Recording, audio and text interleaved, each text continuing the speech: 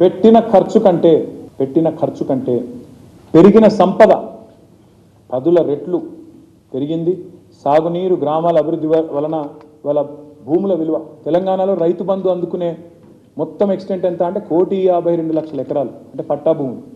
మరి ఆ పట్టా భూములు ఇవాళ 5 రెట్లు, 6 రెట్లు, 10 రెట్లు పెరిగినాయి సంపద. మొత్తం లెక్క తీద్దామా ఎంత పెరిగిందో? ఎన్ని లక్షల కోట్లను లెక్క కట్టాలి నేను?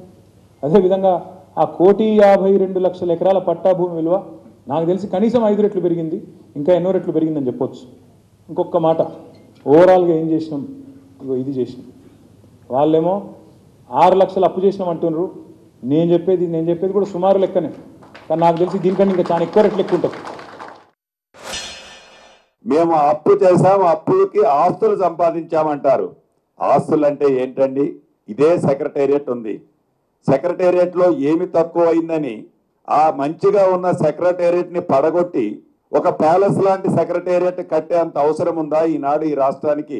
అంటే 4 బిల్డింగులు కడితే అభివృద్ధి, అంటే ఒక సీఎం రెసిడెన్స్ కడితే అయిపోతుందా? అదేనా అభివృద్ధి? అదేనా ఆస్తులు? అదేనా సంపద? వీటన్నిటి కోసం ఈ 6,71,000 కోట్లు అప్పు చేశారు. మళ్ళా దాన్ని కప్పిపుచ్చుకోవడానికి మళ్ళీ వారొక పవర్ పాయింట్ ప్రజెంటేషన్.